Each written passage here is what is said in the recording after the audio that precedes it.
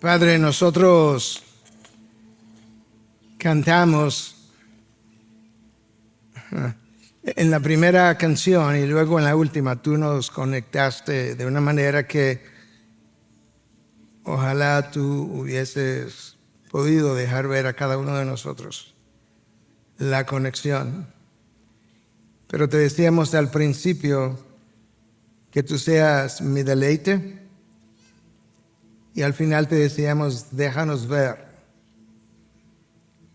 Señor, si tus hijos vieran como debiéramos, tú serías su deleite permanentemente. El problema es que tus hijos frecuentemente vemos con los ojos de la carne lo que a la carne le atrae. Y por eso tú no eres el deleite de tus hijos. Te pedimos perdón, pero si vamos a decirte déjanos ver, es porque tenemos la intencionalidad de querer ver. Señor, ayúdanos a desear lo que no deseamos de manera natural. Ayúdanos a deleitarnos en ti, pero para deleitarnos en ti tenemos que verte primero como tú eres, en tu gloria, en tu santidad, en tu majestad. Tu Hijo, como está escrito, el más hermoso de los hijos de los hombres. Nada más hermoso en la creación, en todo el universo, en toda la existencia, que tú, Dios. Déjanos ver. Y permite que esta mañana nosotros podamos abrir tu palabra y verte y vernos y caer de rodillas y decirte, Señor, perdón, visítanos, cámbiame, enderézame, tráeme de nuevo, devuélveme el gozo de la salvación, fortalece los huesos que sean quebrantados. Y que el deseo de mi corazón sea que jamás me aparte del Dios vivo. Sé con tu siervo que va a exponer tu palabra. Al igual que el resto de la humanidad, él es un hombre caído, pero él necesita predicar una palabra exaltada. Ayúdalo a honrar tu palabra, a levantarla bien en alto, levantar tu nombre. Llénalo de tu espíritu, vacíalo de sí mismo, escóndelo detrás de la cruz y deja que tu pueblo vea a Cristo y solo a Cristo.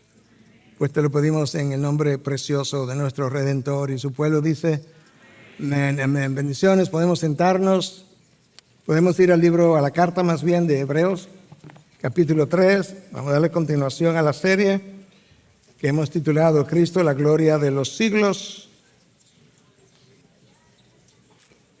Capítulo 3 de la epístola de los Hebreos. Vamos a estar leyendo desde el versículo 7, inicialmente anunciamos hasta el 19, pero en el desarrollo del tema o de las enseñanzas me percaté que iba a ser imposible cubrir esto en el tiempo que tenemos y en vez de freír algo al final rápidamente, creí que era mucho mejor detenernos en el versículo 13 y continuar la próxima semana ya en el versículo 14, porque este argumento del autor de Hebreos se extiende hasta el 14:10, de manera que necesitamos tener un tiempo distendido de meditación. Entonces déjame recordarte algo que dijimos en el primer mensaje de esta serie, y es que el libro de Hebreos, en el primer mensaje yo te di una vista panorámica y dijimos que en ese mensaje que en el libro de Hebreos hay 3 o 4 advertencias a lo largo del camino. La primera aparece en el capítulo 2 y tiene que ver con la posibilidad de desviarnos, como que vayas caminando bien y de repente poco a poco, como dice en inglés, you drift away, tú como que te vas desviando, como el que se va durmiendo en una carretera y se desvía hasta tener un accidente, y ya vimos ese mensaje. La segunda advertencia aparece hoy, en el texto de hoy, y tiene que ver justamente con la posibilidad de permanecer en la práctica del pecado y entonces desarrollar un corazón endurecido Y eso tiene que ver con este mensaje y el que sigue.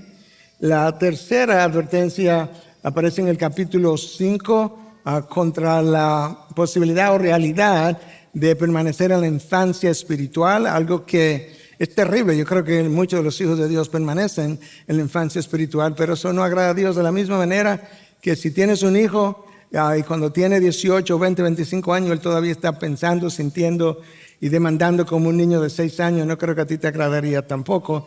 Bueno, esa es la advertencia del capítulo 5. Y luego en el capítulo 10, al final, hay otra advertencia similar a la que vamos a estar desarrollando hoy, y con la posibilidad de que quizás algunos que querían estar en el camino terminen en la condenación eterna.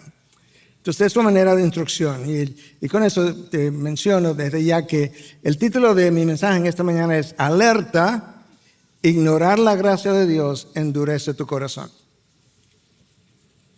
Vivir ignorando el número de veces que Dios visita tu vida a lo largo de los días termina endureciendo tu corazón, como lo vamos a estar viendo.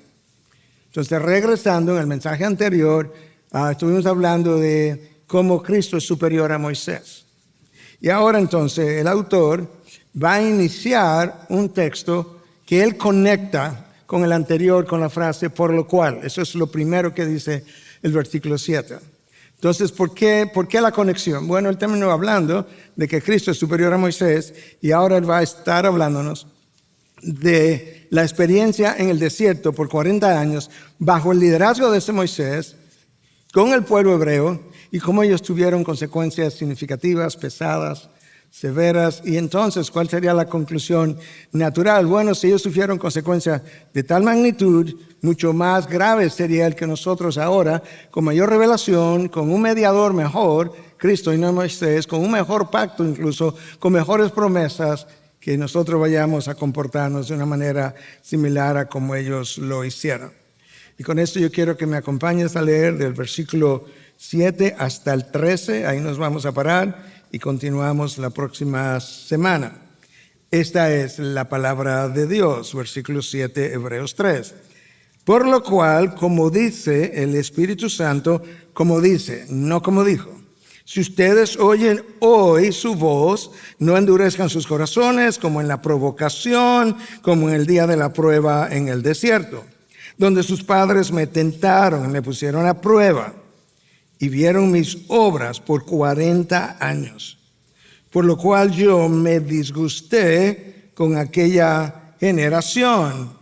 No fue solamente que se disgustó, escucha, y dije, siempre se desvían en su corazón y no han conocido mis caminos, como juré en mi ira, no entrarán en mi reposo. Tengan cuidado, hermanos, no sea que en alguno de ustedes haya un corazón malo de incredulidad para apartarse del Dios vivo. Antes, exhórtense los unos a los otros cada día, mientras todavía se dice hoy, no sea que alguno de ustedes sea endurecido por el engaño del pecado. Ahí está el texto para el día de hoy. Si tú lees ese texto varias veces, si lo hacen más de una traducción, probablemente te va a dar cuenta que el texto contiene una advertencia, tiene una urgencia, hay un sentido de urgencia también en las palabras del autor. Número 3, hay una consecuencia del corazón endurecido. Una advertencia, una urgencia, una consecuencia. Número 4, hay una segunda advertencia contra la posibilidad de una apostasía. Finalmente hay una recomendación para luchar en contra de esa incredulidad que me lleva a la apostasía.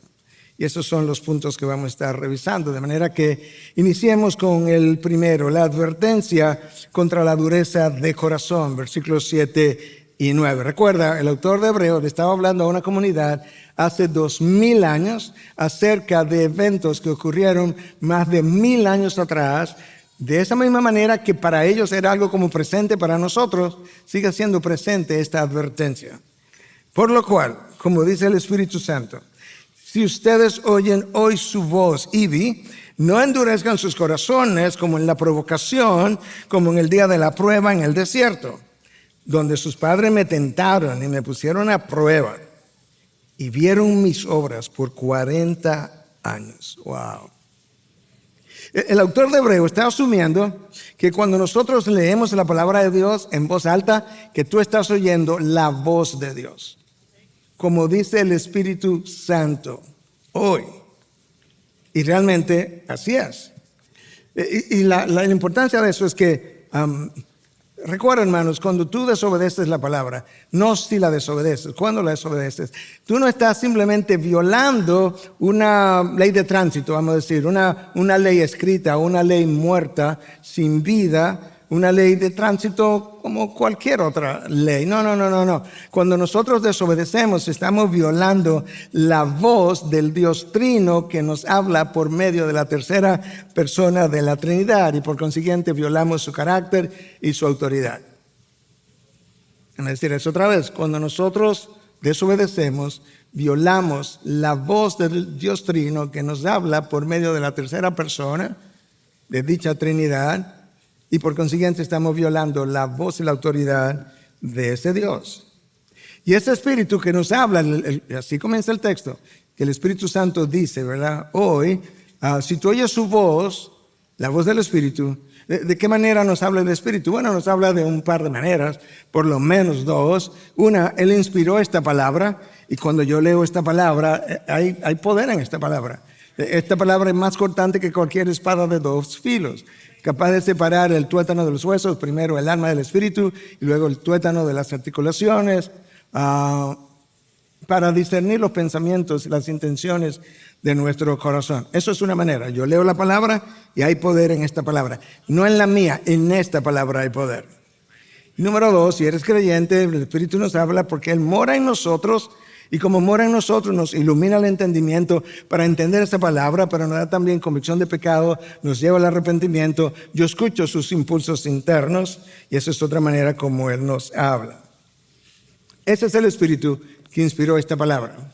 La doctrina de la inspiración está aquí claramente declarada, por lo cual, como dice el Espíritu, si ustedes oyen su voz, y la otra manera como yo lo veo es que, vamos a mencionar un poco más adelante. Cuando tú lees el Salmo 95 y tú lo lees del 7 al 11 y luego lees a Hebreos 3, del 7 al 11, el mismo versículo, dicen la misma cosa. Algunas palabras diferentes, pero dicen exactamente la misma cosa, a pesar de estar separado por 1000 años de tiempo, por así decirlo. Ok, entonces, ahora, ¿qué más? ¿Qué es lo que el autor está tratando de comunicarnos a nosotros? Bueno, es que escucha lo que el versículo 8 dice, porque el versículo 8 es que contiene la advertencia. No endurezcan sus corazones. Esta es la advertencia. Como en la provocación, como en el día de la prueba en el desierto. La palabra traducida como provocación es una palabra hebrea y es la palabra masá. De nuevo, si tú regresas al Salmo 95, la palabra provocación no está. El Salmo se escribió en hebreo. La palabra que aparece es masá, traducida como provocación. Lo vamos a ver en un momento. Eso es uno de los dos nombres que Moisés usó para bautizar el lugar donde el pueblo se rebeló por primera vez y se quejó por primera vez contra Moisés y contra Dios. Siempre que se quejaron contra Moisés, se quejaron contra Dios. Moisés lo dijo y Dios mismo lo repitió también. Entonces, Dios está molesto, de acuerdo a lo que leímos en el texto, porque el pueblo comenzó a mostrar su dureza de corazón tempranamente. La mostró poco tiempo después de haber cruzado el mar Rojo, dividido en dos. Faltaba agua. Y en vez de orar o en vez de decirle a Moisés, puedes orar por nosotros. No, se quejaron contra Moisés y se quejaron contra Dios. El pueblo que había visto los milagros de Dios a través de las 10 plagas de Egipto, sobre todo con la última plaga, donde el primogénito de cada familia y el primogénito de cada animal amaneció muerto y los primogénitos de los hebreos amanecieron todos con vida. ¡Wow! Para el tiempo de la primera queja, Éxodo 17, ya el maná había comenzado a caer. Ya la nube que los cubría para protegerlo del sol ya había salido, ya estaba ahí. El fuego aparecía cada noche para iluminarlos. ¡Wow! Y a pesar de cada uno de esos milagros diarios, el pueblo nunca le dio gracias a Dios. Nunca. No hay una sola expresión en 40 años registrado en 4 libros de la Biblia del pueblo hacia Dios. Y Dios dice, o el autor de Hebreos dice, Dios dice a través de él, tengan cuidado que ustedes no desarrollen un corazón endurecido. Esta es la advertencia, porque te puede pasar a ti, me puede pasar a mí. ¿Qué más dice Dios? Bueno, versículo 9, donde sus padres me tentaron, esa es la primera prueba, y me pusieron a prueba, y vieron mis obras por 40 años. Porque me tentaron la primera vez, y así siguieron por los próximos 40 años. Dios los visitó con su gracia y su misericordia. Ellos nunca lo vieron ni lo agradecieron. ¿Y qué pasó? Bueno, lo advertido pasó. Desarrollaron un corazón endurecido. Y un corazón endurecido es un corazón insatisfecho. Y un corazón insatisfecho es un corazón quejumbroso. Y un corazón quejumbroso lo es como resultado de ojos ciegos a las bendiciones de Dios.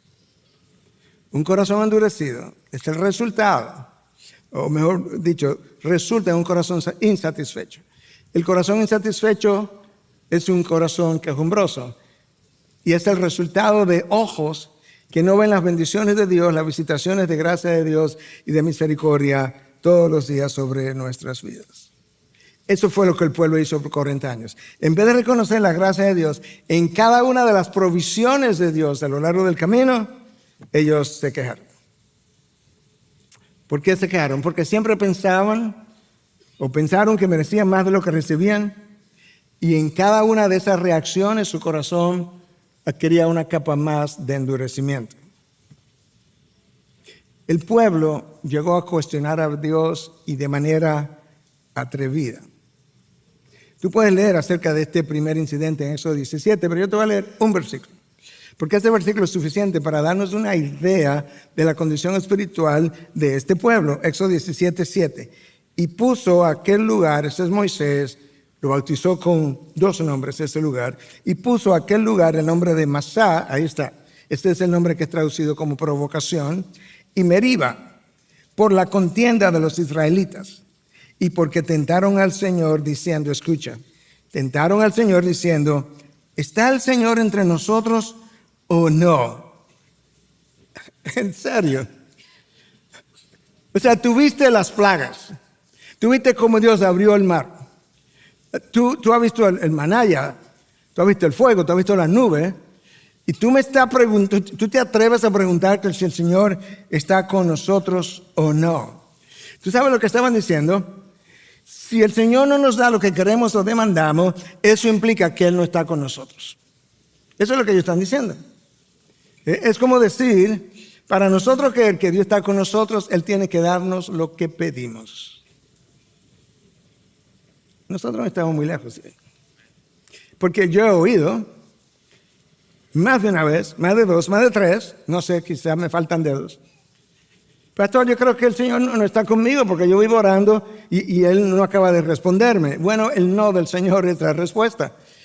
Pero nosotros concluimos que si Dios no me da lo que yo pido, lo que yo oro, Él no está conmigo, en serio. No estamos muy lejos del pueblo de Israel.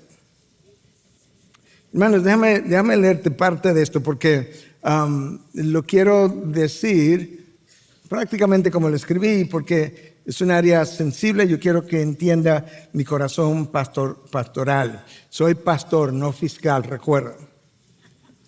Hermano, nuestras quejas solo reflejan nuestra insatisfacción con la providencia de Dios. En su providencia, Dios nos tiene donde Él quiere y donde necesitamos estar. En su providencia Dios nos tiene donde Él quiere y necesitamos estar. ¿Sabe por qué? Para romper la dureza del corazón típico del ser humano y llevarnos de rodillas para reconocer de una vez y para siempre que el cielo gobierna y que los designios de Dios son buenos, agradables y perfectos. Aunque a nuestra carne siempre le parecen malos, desagradables e imperfectos. Leí una cita recientemente de alguien que no conocía. Decía, Dios nos da carga no para rompernos las espaldas, no, para hacernos doblar las rodillas. Dios nos da carga no para romper mis espaldas, sino para hacernos doblar las rodillas, porque nos resistimos a eso.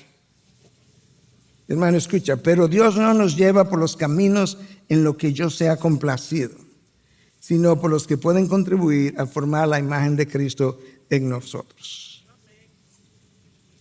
Esos son sus caminos. Cada cosa que Dios orquesta para mi vida, escucha, cada cosa que Dios orquesta para mi vida es una señal más de su gracia, aunque a nosotros no nos parezca de esa forma. Ese fue el problema del pueblo de Israel. Que como Dios no los llevó por los caminos que ellos querían a la tierra prometida, ni de la forma, ni en el tiempo, como no les proveyó lo que ellos querían, incluso antes que la necesidad apareciera, ellos desarrollaron un corazón ingrato. Y esa es la manera, hermanos, como nosotros ignoramos la gracia de Dios. Pero cuando ignoras la gracia de Dios, has comenzado a endurecer tu corazón, y si yo lo hago, yo estaría también endureciendo el mío. Hermanos, me gustan las ilustraciones médicas porque soy médico y como que puedo asociarlas fácilmente, pero de la misma manera que un corazón físico, las arterias coronarias se endurecen como fruto de la acumulación de placas de colesterol y plaquetas y otras cosas, pero dejémoslo en placas de colesterol para simplificar las cosas.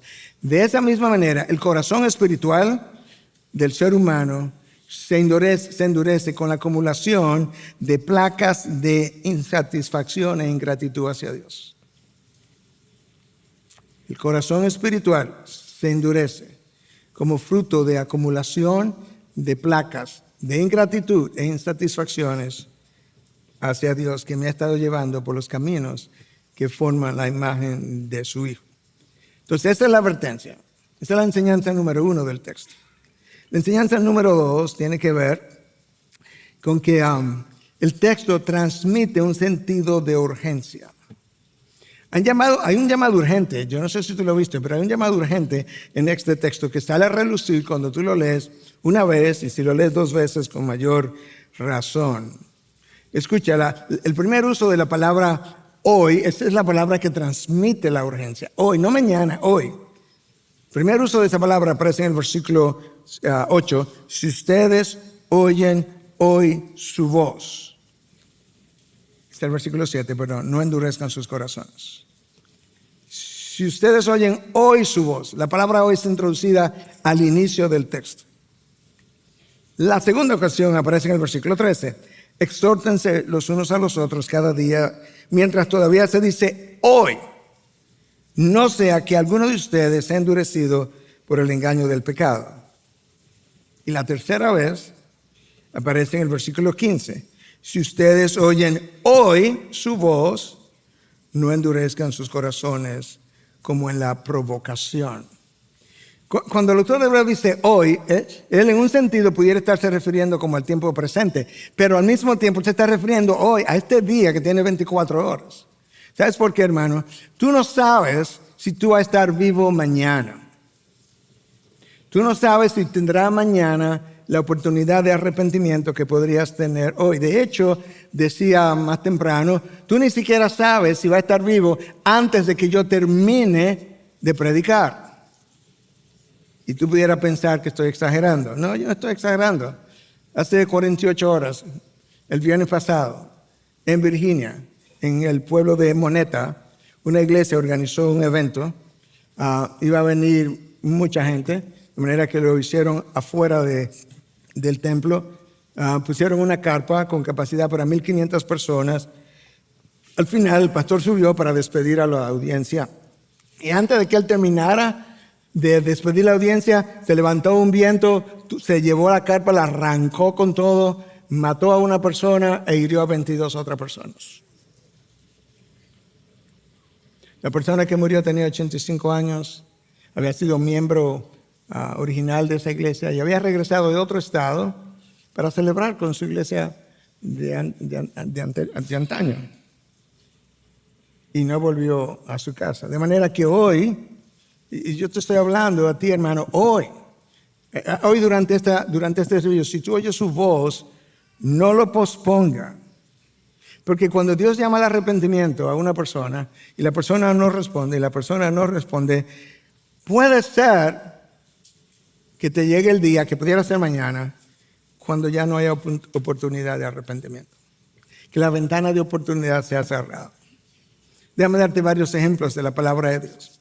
Noé, Dios le dijo que fabricara un arca y pasó 120 años fabricando el arca. Pero él hizo más que fabricar. Porque Pedro nos dice en su segunda carta, capítulo 2, versículos 4 y 5, que Noé fue un predicador de justicia. De manera que teológicamente entendemos que mientras él fabricaba, él estaba predicando un mensaje que no está dado en el libro del Génesis, pero si él era un predicador de justicia, algo predicó con relación a eso Noé durante esos 120 años. La gente no respondió. Llegó el día de la lluvia, 40 días lloviendo. Al último día, la gente quería entrar. Y cuando trató de entrar, ya Dios cerró la puerta y ya no había oportunidad para entrar. Se acabó la oportunidad. ¿Cuándo? Un día, que se llamó hoy, en ese momento. Cuando Dios determinó que el tiempo de Sodoma y Gomorra había llegado por la práctica de la homosexualidad, Abraham trató de interceder por las dos ciudades, pero no había ningún hombre justo allí, no pudo detener el juicio. ¿Por qué? Porque ya la ventana de oportunidad para arrepentimiento había terminado y su hoy pasó, de manera que llovió fuego del cielo. La esposa de Lot, hoy, un día, tenía incredulidad, miró hacia atrás que no debía haber visto y se quedó y se convirtió en piedra de sal, una roca de sal. Pero quizás la más atemorizante de todas, yo creo que todas lo son, pero eso es lo que tú lees acerca de los hijos de Elí. Elí fue el primer sacerdote, más, llámale, con menos currículum si tú quieres, que otros sacerdotes, pero fue un sacerdote importante en su momento. Y tenía unos hijos. Y los hijos de Elí eran rebeldes. Y su padre le llamó la atención en diferentes ocasiones. Y en 1 Samuel 2:25, en la versión de Nueva Traducción Viviente, tú lees esto. Los hijos de Elí no hicieron caso a su padre. Pero espérate. No hicieron caso a la reprensión de su padre. No se devolvieron, no se arrepintieron. ¿Por qué? Escucha. Porque el Señor ya había decidido quitarles la vida. Elí, no insista con tus hijos, el juicio llegó. Yo no sé si Elí vivió un día, una semana o un año, pero no importa el tiempo que vivió, ¿sabes qué? Ya no hay oportunidad. Ese hoy de ayer cerró y ya no habrá otra oportunidad. Wow. Déjame darte una ilustración de la historia de la iglesia y mucho más reciente. 8 de octubre del año 1871, D.L. Moody, conocido gran evangelista, usado tremendamente por Dios para la conversión de muchos, predicó en Chicago un sermón. Entonces al final, como manera de cierre, él quiso dejar una pregunta con la audiencia y dejó la pregunta que Pilato le hizo a su audiencia en su momento con relación a Cristo. Y esta es la pregunta. ¿Qué haré entonces con Jesús llamado el Cristo? Preguntó Pilato. ¿Qué haré entonces con Jesús llamado el Cristo? Tú sabes que la audiencia respondió, crucifícale, crucifícale. Pero Moody los dejó con la pregunta. En otras palabras, ahora con el mensaje que has oído, ¿qué harás tú con Jesús llamado el Cristo? Y les dijo, no me respondan hoy, nos vemos en una semana y me responden en una semana. Esa noche, el fuego más grande que haya ocurrido, o la tragedia más grande que haya ocurrido en la ciudad de Chicago, se dio. Hubo un fuego que mató 300 personas, quemó o destruyó 18,000 edificios de la ciudad.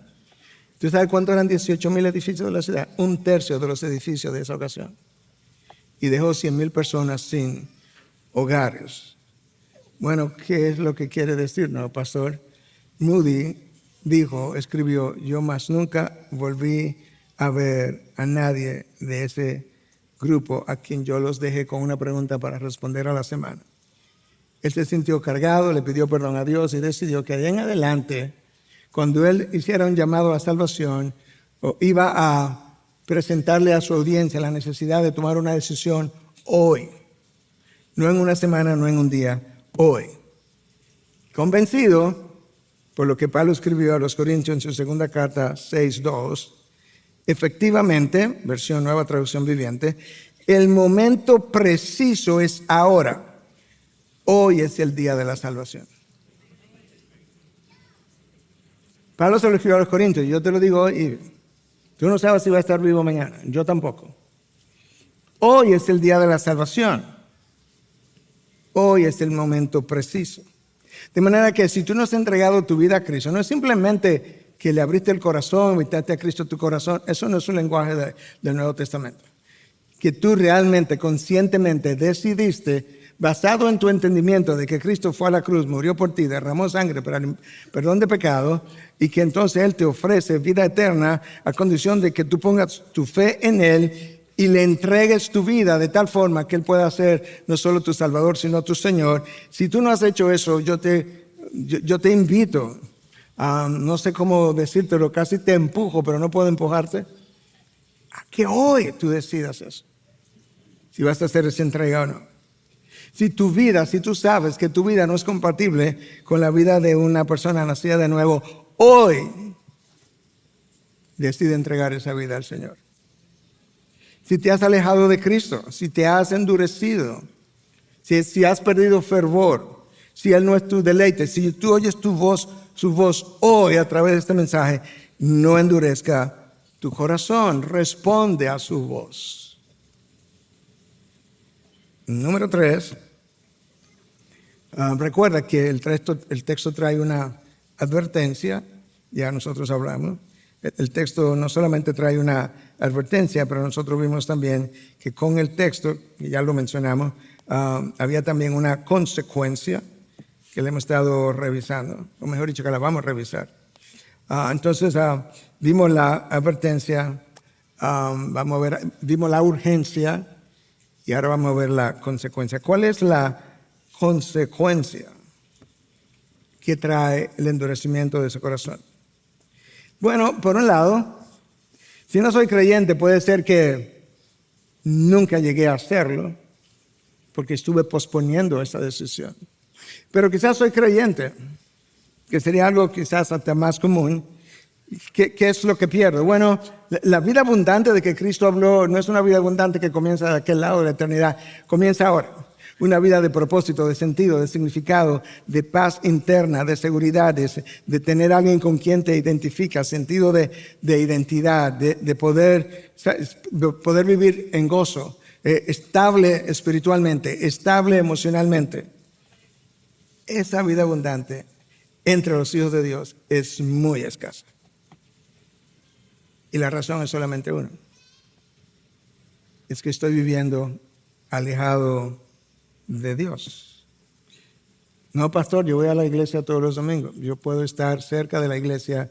Yo puedo estar en el púlpito todos los domingos y estar alejado de Dios, como lo hemos visto en los últimos años. Entonces, el autor de Hebreos nos advierte. Esto es qué es lo que ocurre. La permanencia en el pecado endurece mi corazón. Y ese corazón endurecido frecuentemente dice, bueno, tú sabes, hoy yo no estoy listo para entregarle a Cristo mi vida o para arrepentirme. Pero si sigues pensando así, es posible que llegue el día cuando vaya donde Cristo y quizás oiga de parte de Él, hoy ya es muy tarde para yo recibirte. Antes fue muy temprano para ti, para tú entregarte, hoy es muy tarde para mí, para yo recibirte. Escucha lo que el autor de Hebreos nos dice. Versículo 13, al cual vamos a regresar más adelante. Exhórtense los unos a los otros cada día, mientras todavía se dice hoy, esa es la palabra clave, no sea que alguno de ustedes sea endurecido por el engaño del pecado. ¿Escuchaste? No sea que alguno de ustedes sea endurecido por el engaño del pecado. Yo creo que, si somos honestos, todos nosotros podemos afirmar que en algún momento hemos sido engañados por ese pecado. Mira cuál es el problema con nosotros los humanos. Cuando nosotros comenzamos a practicar el pecado, al principio se siente pesado. Al principio tú sabes que hay algo que no está bien y que te produce cierto sentido como un cierto peso. Pero en la medida en que continúas, tú vas normalizando la conducta y comienza a ser parte de tu vida. Y lo que ha ido ocurriendo de manera sencilla es que tu conciencia se ha ido anestesiando. Ha estado, esa es la palabra, anestesiándose, perdiendo sensibilidad. Y llega un momento en que tu conciencia está cauterizada. Eso es lo que le dice Pablo a Timoteo en su primera carta en 4:2. Tú conoces, muchos de ustedes conocen mis 10 leyes del pecado, están ahí en el internet, se la quiere buscar, pero una de ellas dice que el pecado te va a costar más de lo que tú pensabas o querías pagar, y el pecado te va a llevar más lejos de lo que tú querías ir, y el pecado te va a mantener más alejado más tiempo de lo que tú habías calculado. 3 de las leyes, ya te las di ahí, 1, 2 y 3. ¿Por qué? Porque es que el pecado me mantiene alejado más tiempo del que yo había calculado. Hay varias razones, hermano. El pecado tiene un poder embaucador. ¿Sabe por qué usé la palabra? No es una palabra que yo uso con frecuencia. Es que la palabra que iba a usar es embriagador, que también la estoy usando. Pero quise ver cuáles son sinónimos de esa palabra y me encontré con eso, embaucador. El pecado te embauca, te engaña, te embriaga y por tanto se vuelve dominante. Pero el pecado se vuelve dominante porque en el proceso le ha ido haciendo algo al corazón. Y el corazón se va tornando rebelde, terco, desobediente, autoengañado. Hermanos, ¿tú sabes por qué esa es la palabra que yo quisiera como subrayar más que cualquier otra? Autoengañado. ¿Sabes por qué? Porque si yo te engaño, yo sé que te estoy engañando. Sé que te estoy engañando, cómo te estoy engañando, cuándo comencé a engañarte y dónde estoy en el proceso del engaño. Cuando yo estoy autoengañado, yo no sé que estoy engañado. Porque yo lo puedo saber contigo, pero conmigo no. De manera que yo llego a creerme que estoy muy bien estando muy mal. ¿Y sabes qué? Siendo personas caídas en algún momento de tu vida, todos hemos estado autoengañados. Déjame dejarte algo sencillo. Ya yo he compartido esto otras veces, pero no en el contexto del autoengaños. Cuando yo salí de la escuela de medicina, yo era muy orgulloso. Habiendo terminado con honores todo el tiempo, desde el kindergarten hasta el final, salí orgulloso. Pero ¿sabes qué? Yo creía que era muy humilde.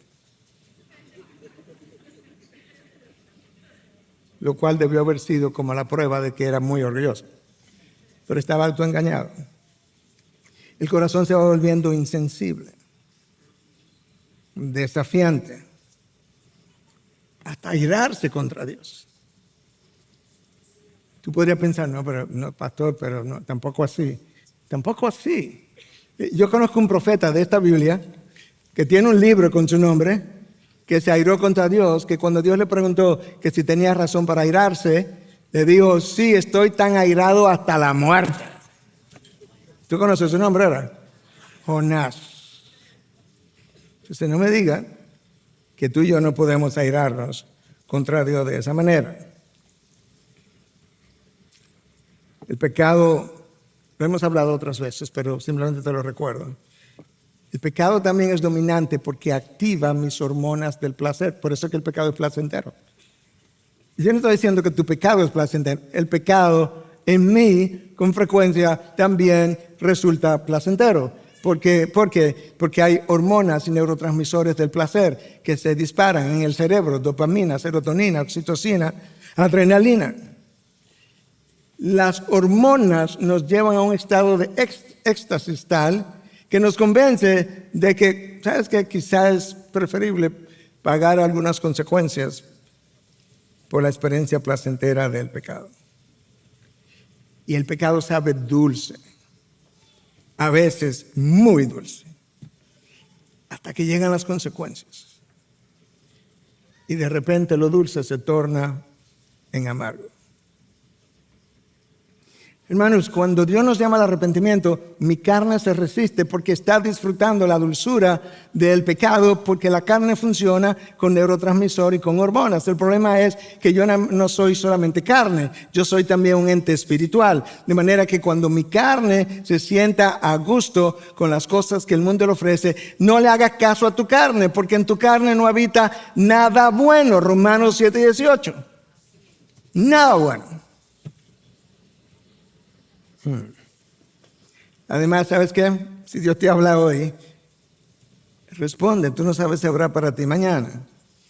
Tienes la parábola que Cristo dio del hombre que quería agrandar sus graneros, hacerlo mucho más grandes por la producción que estaba teniendo. ¿Y qué le dice Cristo en la parábola? Necio, tú no sabes que esta misma noche se demandará tu vida. Wow. Y si ese es tu caso, ¿sabes qué? Entonces hoy tú no sabes si cuando despiertes del otro lado de la eternidad, si te vas a encontrar con Dios o con personas que tampoco hicieron una decisión en el hoy de ellos y que hoy están en condenación eterna. ¿Serio esto?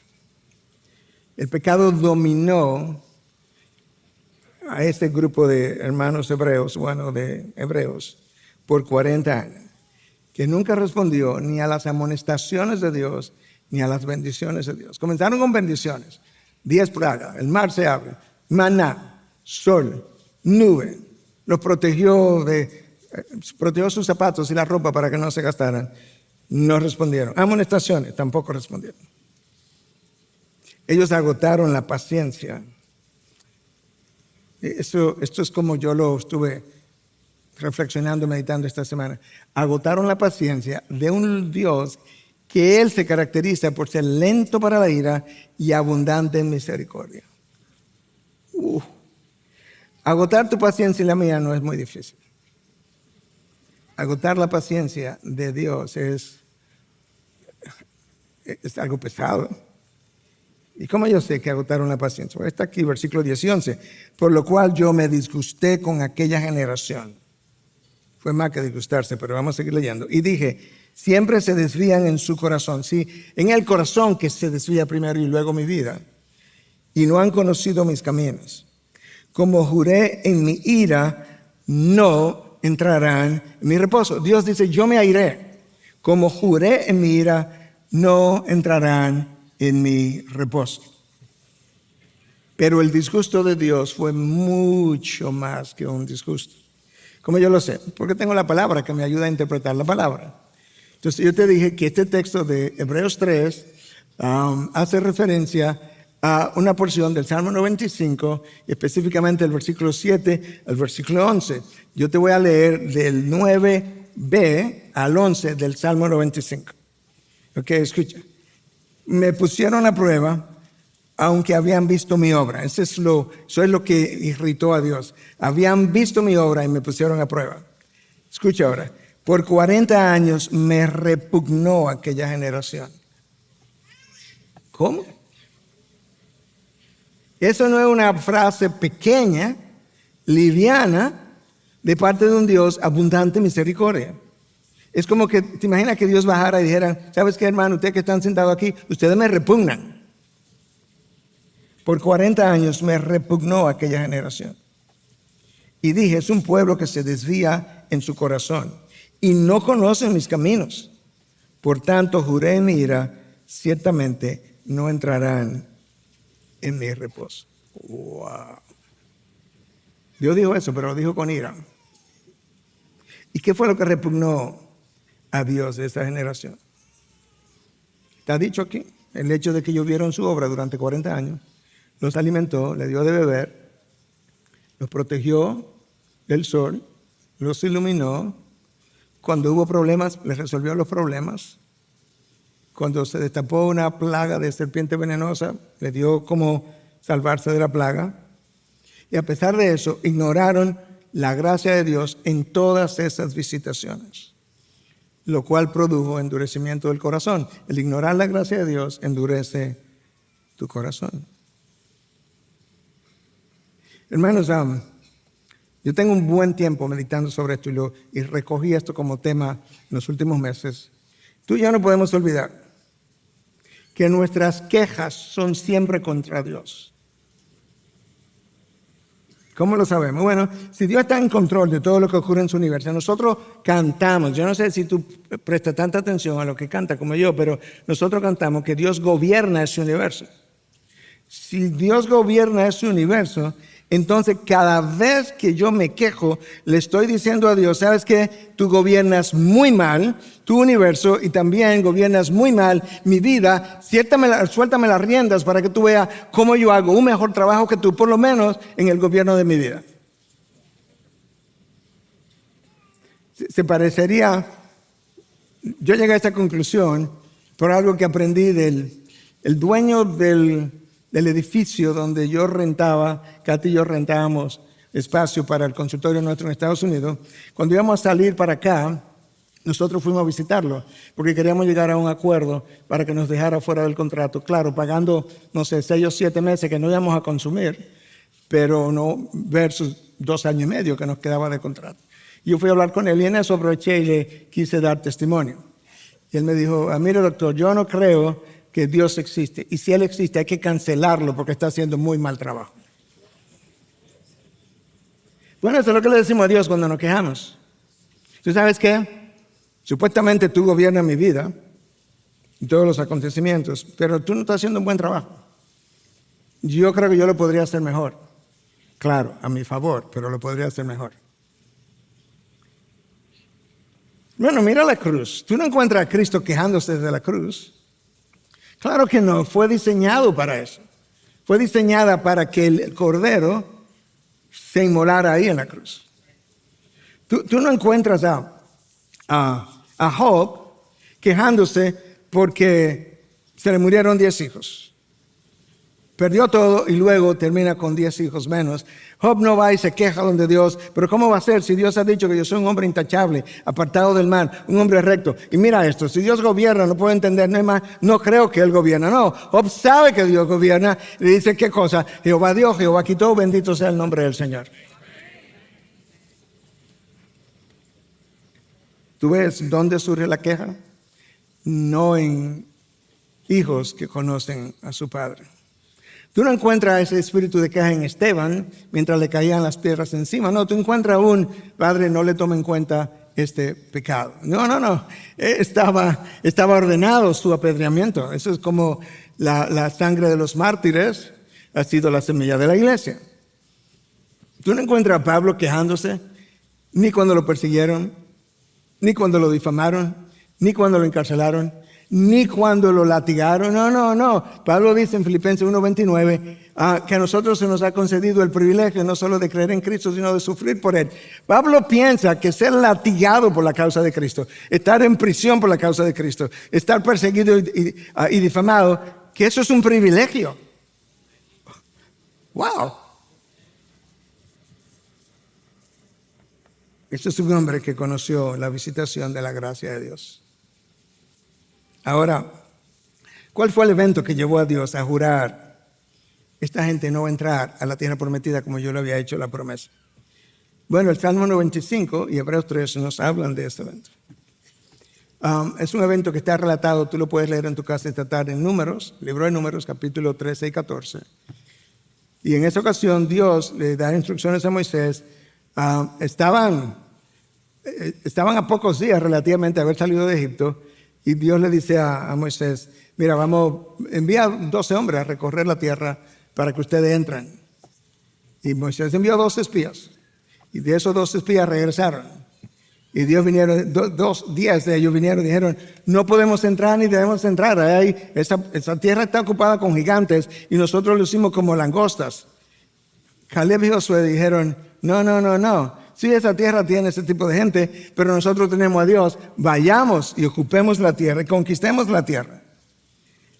Pero los 10 alborotaron al pueblo entero, dice el texto. El pueblo entero. El pueblo entero se quejó contra Moisés y contra Dios, obviamente, e incluso pidieron que le eligieran nuevos líderes para regresarse a Egipto. Vámonos a la esclavitud otra vez, que esto es mejor que esto. ¿Tú quieres saber cómo Dios sintió? Te lo voy a leer de Números 14. Dice Dios, versículos 22 y 23 primero. Ciertamente todos los que han visto mi gloria y las señales que hice en Egipto y en el desierto y que me han puesto a prueba estas 10 veces y no han oído mi voz, no verán la tierra que juré a sus padres, ni la verá ninguno de los que me desdeñaron. Desdeñaron significa de los que me trataron con desdén. Ninguno de ellos. Saltamos todavía en Números 14, el versículo 26 al 30. Y el Señor habló a Moisés y a Aarón y les dijo, ¿hasta cuándo tendré que sobrellevar a esta congregación malvada que murmura contra mí? ¡Wow! En Números 14 es una congregación malvada. Y en Salmo 95 es una generación que yo repugno. ¡Wow! He oído las quejas de los israelitas que murmuran contra mí. No era contra Moisés. No, si es contra Moisés, contra mí. Diles, le dice a Moisés, vivo yo, declara el Señor, que tal como he hablado a mis oídos, así haré yo con ustedes. ¿Qué fue lo que ellos hablaron a los oídos del Señor? Ellos dijeron, para que nos traten así, mejor morimos aquí en el desierto. Dijo, eso es lo que ustedes quieren. Pues les doy su deseo. Y aquí, en este desierto caerán los cadáveres de ustedes, todos sus enumerados, de todos los contados de 20 años hacia arriba, que han murmurado contra mí. De cierto que ustedes no entrarán en la tierra en la cual juré establecerlos, excepto Caleb, hijo de Jefone, y Josué, hijo de Nun. Wow. ¿Y por qué, Dios? Porque es una generación malvada y que yo repugno. Cuando un Dios abundante en misericordia, lento para la ira, wow, que visita esa misericordia por 1000 generaciones, llega al fin de su paciencia. Tú sabes que la cosa es seria en el corazón de esos hombres, que no está muy lejos del nuestro.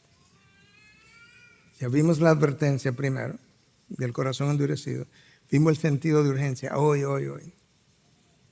Y ahora veamos la consecuencia del corazón. Bueno, pero vimos la consecuencia del corazón endurecido. Ahora veamos la segunda advertencia, muy similar, pero un poco más grave. Versículo 12. Tengan cuidado, hermanos, no sea que en alguno de ustedes haya un corazón malo de incredulidad para apartarse del Dios vivo.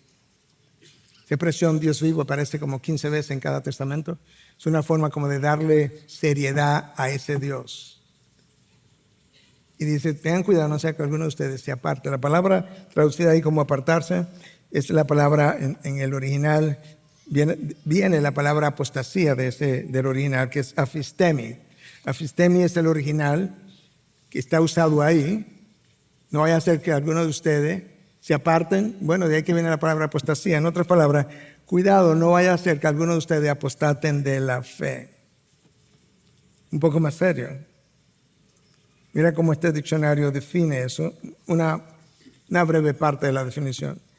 Implica la apostasía, un completo abandono de la fe cristiana.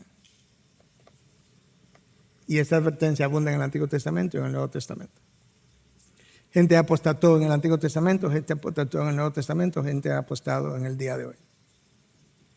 Este pastor reformado por muchos años, discipulado por un pastor muy conocido de parte nuestra, predicó en este púlpito, predicó en Por Su Causa, discipulado por él.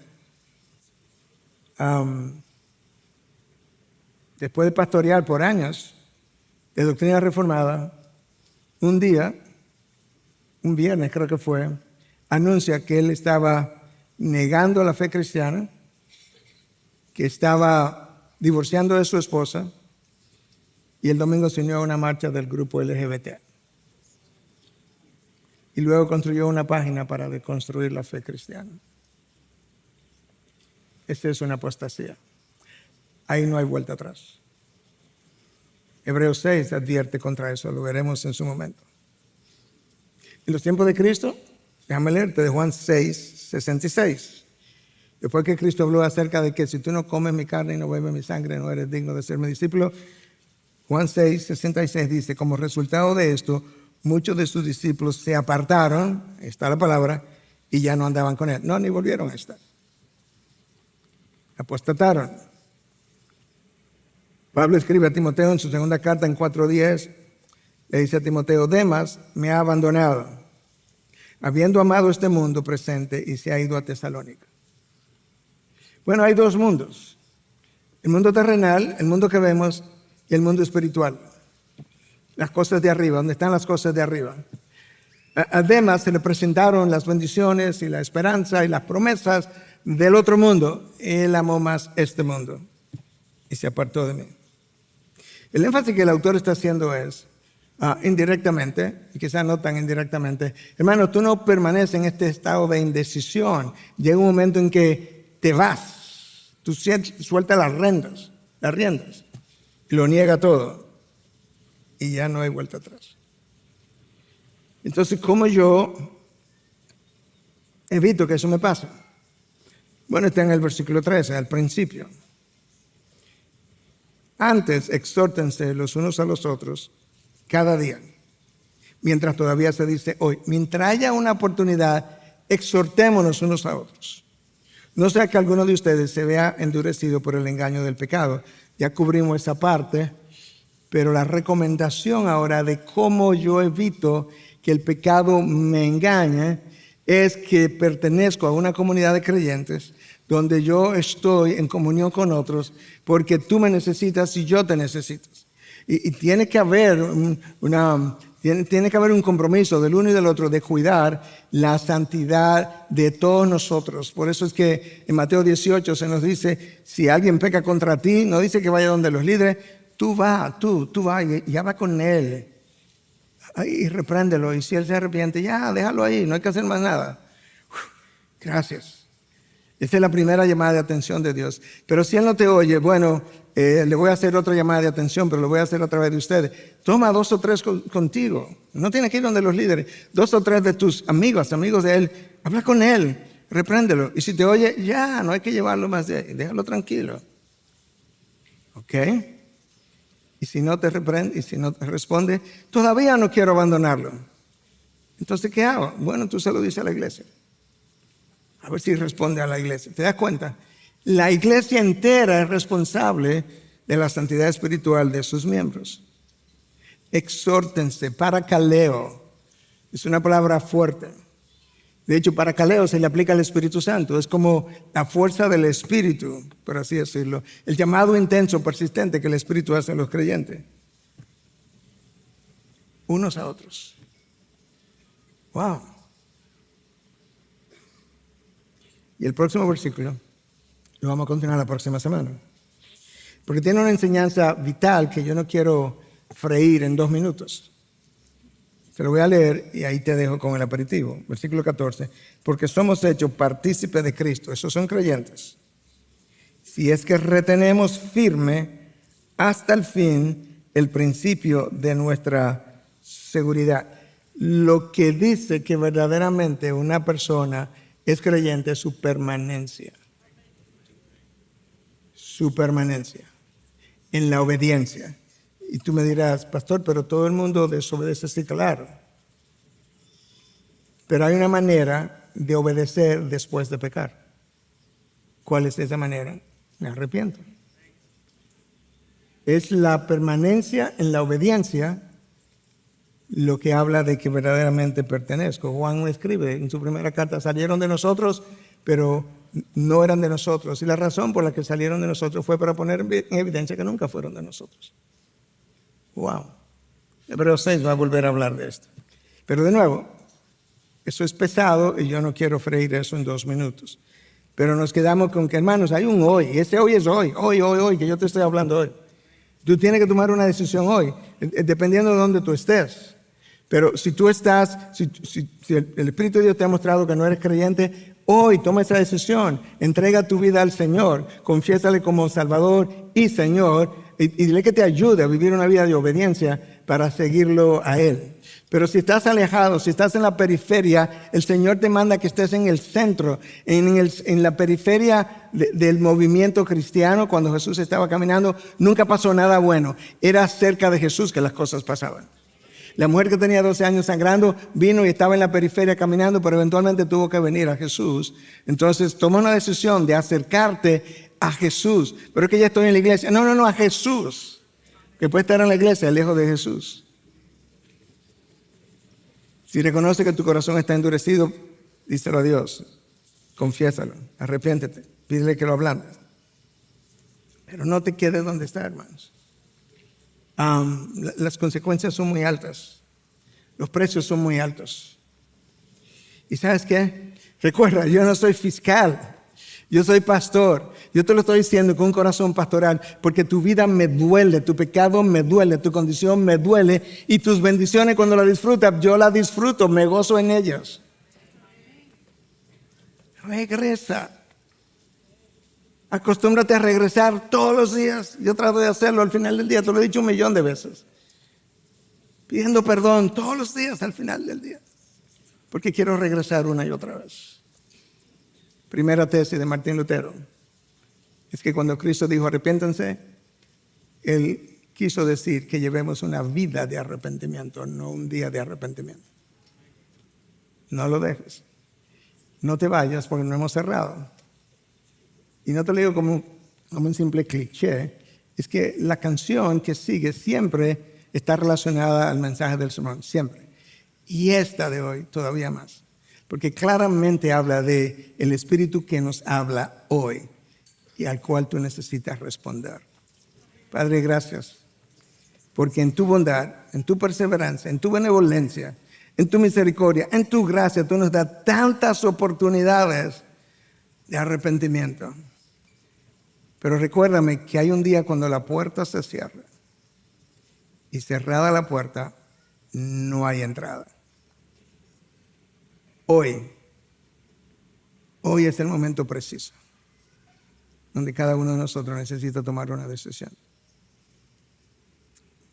Cuando te pares en un momento y cantes, quizá aproveche ese momento para hablar con Dios, arrepentirte, regresar o venir al centro. O quizás siempre he estado en la periferia y pedirle perdón por haber estado en la periferia todo el tiempo y ven al centro, pero ven cerca de Jesús.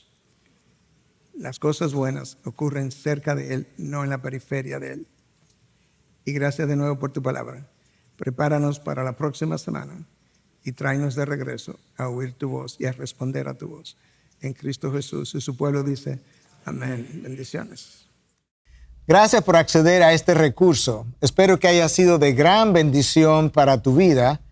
Te sugiero que te suscribas a este canal de forma que tú puedas recibir notificación la próxima vez que hayamos subido un nuevo recurso que pueda servirte de instrucción y bendición.